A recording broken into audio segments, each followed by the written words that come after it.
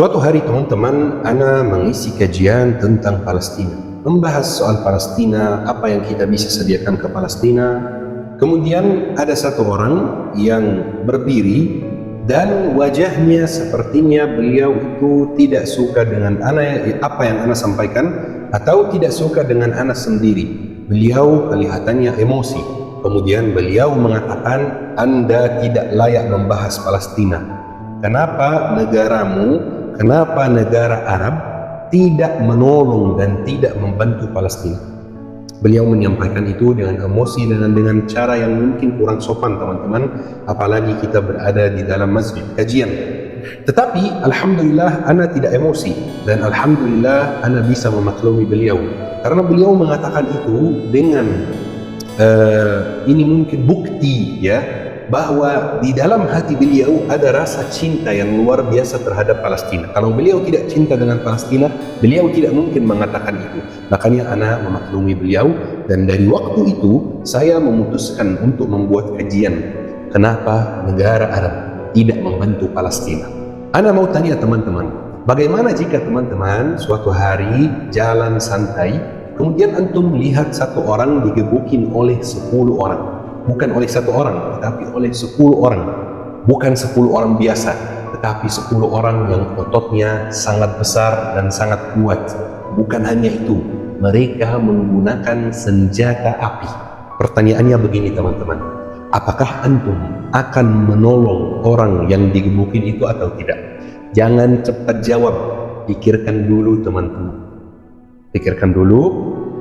Baik.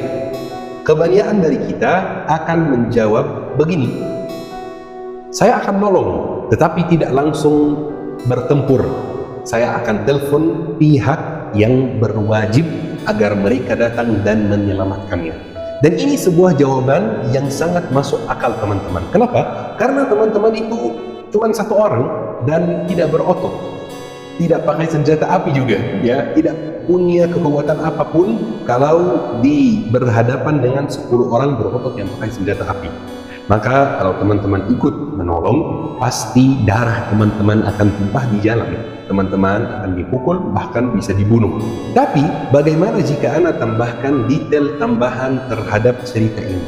Bagaimana jika orang yang digebukin itu adalah kakak atau adik kandung antum sendiri, atau ayah antum sendiri? Kira-kira apakah antum akan langsung menolong atau tidak? Saya yakin kebanyakan orang normal akan menjawab, saya pasti akan menolong, saya pasti akan bertempur, saya tidak peduli mati atau tidak. Yang penting saya menyelamatkan adik kandung saya sendiri, yang penting saya menyelamatkan ayah saya sendiri. Mati atau tidak saya tidak peduli. Kalau mati jadi syahid, jadi tidak ada keraguan sedikit pun untuk menolong. Ini persis yang terjadi di Timur Tengah, teman-teman. Seandainya negara Arab memandang Palestina sebagai saudaranya atau saudara kandungnya, maka pasti mereka akan menolong Palestina. Pasti mereka akan menolong, terlepas dari dampak yang akan terjadi setelah menolong. Tetapi sayangnya teman-teman, Arab kembali lagi terjun ke dalam jahiliyah. Dan saudara di Palestina tidak dipandang lagi sebagai saudara kandung yang harus ditolong dan disupport, tetapi dipandang sebagai negara tetangga.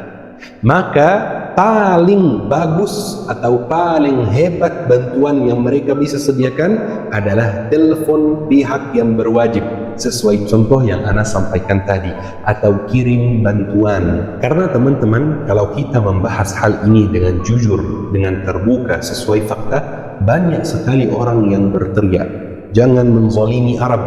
Arab adalah negara yang paling banyak memberi bantuan kepada Palestina. Dan jujur teman-teman, ini adalah narasi yang salah dan lucu di waktu yang sama. Karena sesuai data teman-teman, bukan negara Arab negara yang paling banyak memberi bantuan ke Palestina. Sesuai data, ini salah. Sesuai data, negara yang paling banyak memberi bantuan kepada Palestina adalah negara Muslim yang non-Arab.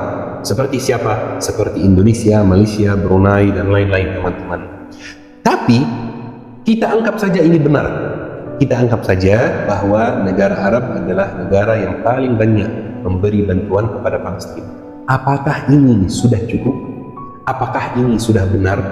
Apakah ini sudah oke? Palestina itu teman-teman ibarat saudara kita yang tangannya kena pisau. Masuk pisaunya. Dia berteriak, tolong saudaraku, tolong cabut pisaunya, aku merasa sakit. Kita bukannya cabut pisau, tapi kita malah kasih dia minuman, kita malah kasih dia makanan, kita malah ajak dia makan-makan. Harusnya kita bantu cabut pisaunya, itu lebih mulia, ini lebih baik.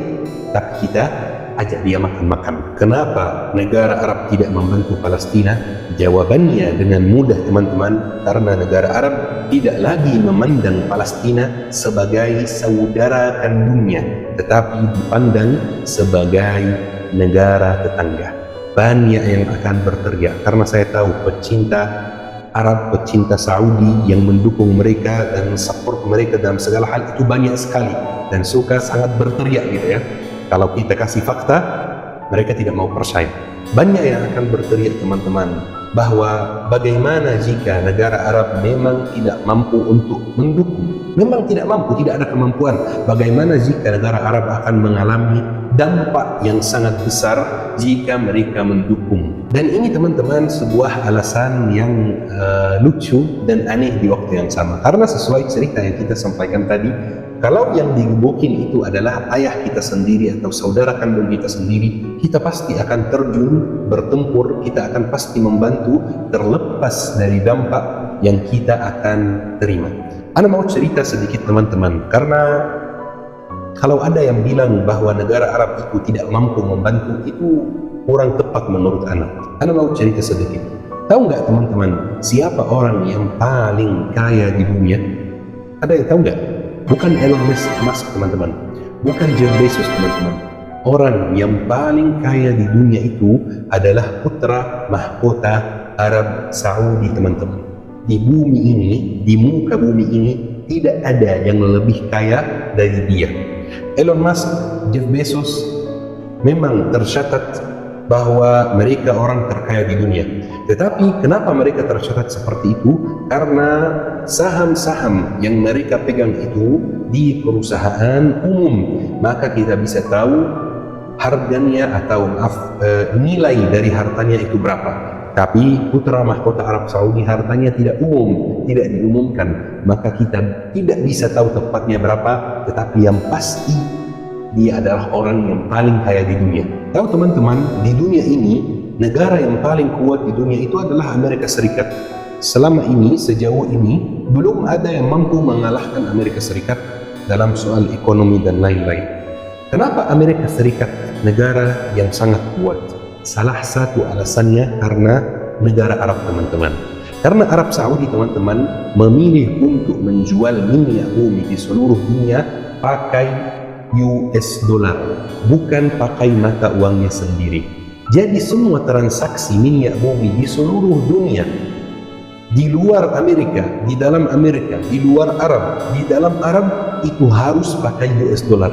Keputusan ini dari Arab Saudi bikin Amerika sangat kuat, bikin ekonomi Amerika sangat kuat. Tahu teman-teman, apa tentara yang paling kuat di Timur Tengah? Bukan tentara Israel teman-teman.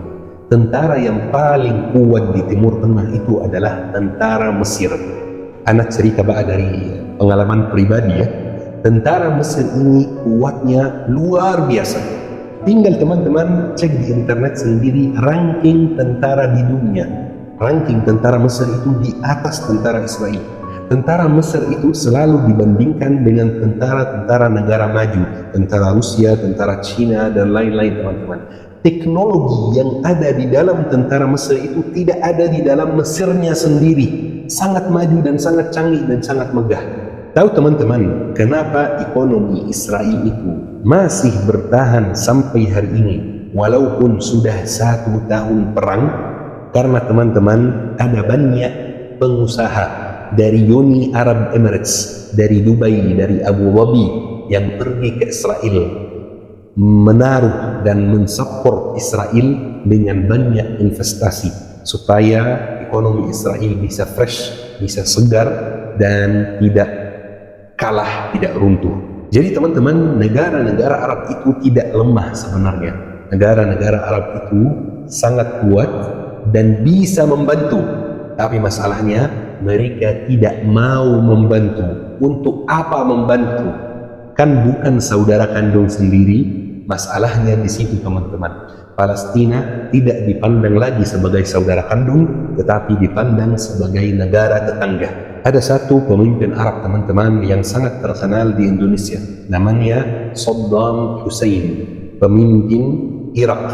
Saddam Hussein itu teman-teman adalah satu-satunya pemimpin Arab yang pernah menyerang Israel secara terang-terangan.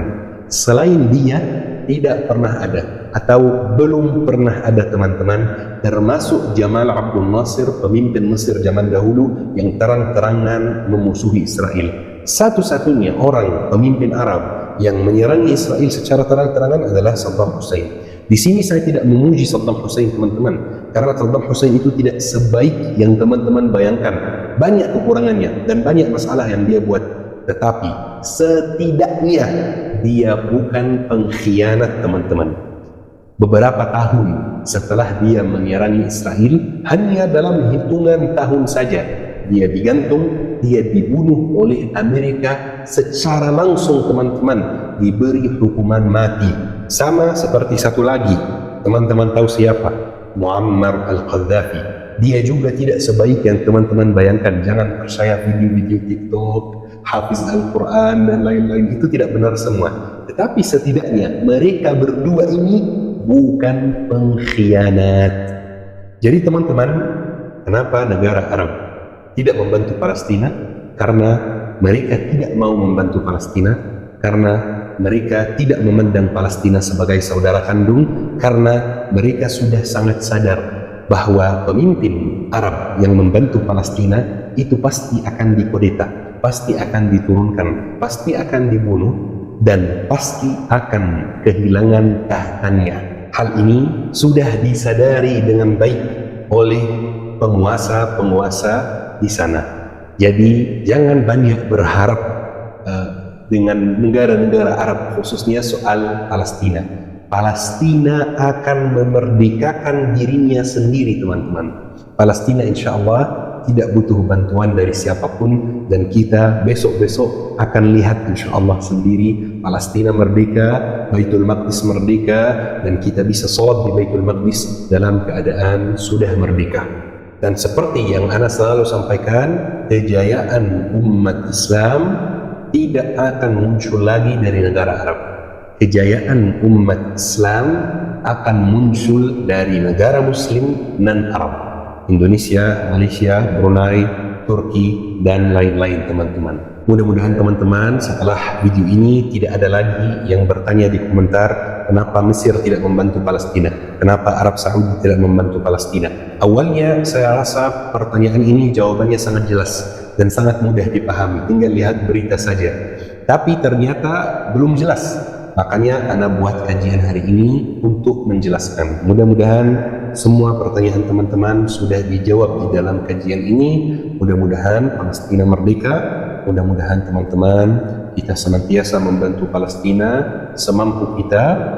Yang bisa membantu dengan doa, bismillah, Rasulullah bersabda, doa silahul mu'min. Yang bisa membantu dengan harta, bismillah, bisa donasi melalui yayasan-yayasan yang terpercaya, yang terkenal, melalui jalur-jalur yang resmi teman-teman.